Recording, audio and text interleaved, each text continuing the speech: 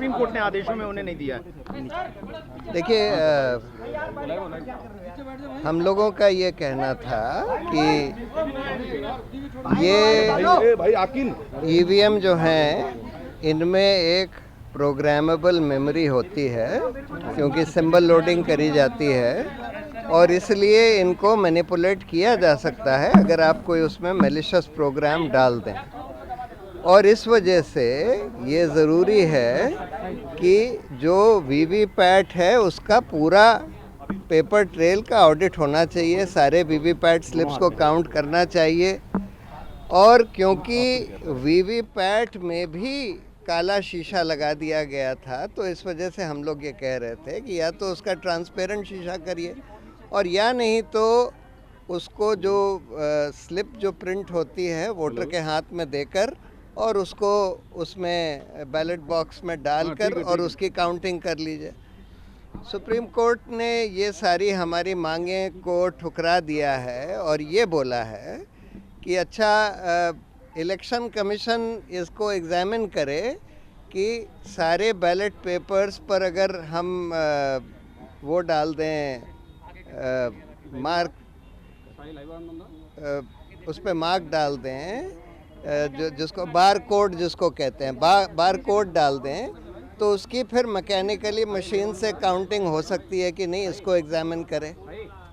और दूसरा उन्होंने ये बोला है कि सिंबल लोडिंग यूनिट जो होती है, जिससे symbol loading constituency by constituency करी जाती है, उसको कम से कम 45 दिन तक चुनाव सील करके रखा जाए और चुनाव के बाद कम से कम 45 दिन तक रखा जाए, जिससे कि अगर कोई इलेक्शन पिटिशन फाइल होती है, कोई उसकी कोर्ट मांग करता है तो उसको देखा जा सके। तीसरी बात उन्होंने ये बोली है कि जो इसमें इलेक्शन कमीशन ने बोला कि नहीं, इसमें जो मेमोरी होती है वो तो चिप में बर्नट होती है, और तो कोर्ट ने ये बोला है कि जो भी बर्नट मेमोरी है उसमें 5 हर असेंबली कंस्टिट्यूंसी में 5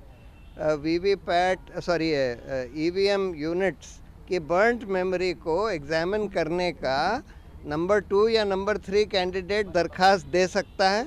और उसको फिर एक टेक्निकल टीम एग्जामिन करेगी, लेकिन उसका खर्चा उस कैंडिडेट को देना होगा जो उसकी मांग करता है। ये कह के उन्होंने ये सारी पिटिशन डिस्पोज ऑफ कर दी। प्रशांत सर, चूंकि अभी चुनाव चल रहे हैं और अभी 7 चरण का चुनाव है, इंग्लिश में हम बोल देते हैं। So today the Supreme Court delivered its judgment on EVM and VVPAT. Our demand was that because the EVMs have a programmable memory and therefore can be manipulated, so in order to avoid public apprehension about the integrity of the EVMs, one of the 3 things could be done. Either you go back to paper ballots, or you give the VVPAT slip in the hands of the voter, which can be put in the ballot box and then counted,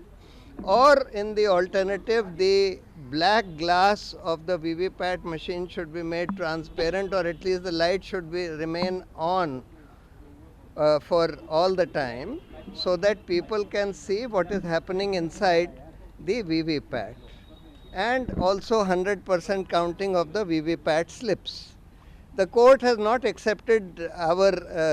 demands, but has directed the Election Commission to examine that if barcodes can be put on the ballot, on the VVPAT slips, so that the VVPAT slips can be mechanically counted by a counting machine.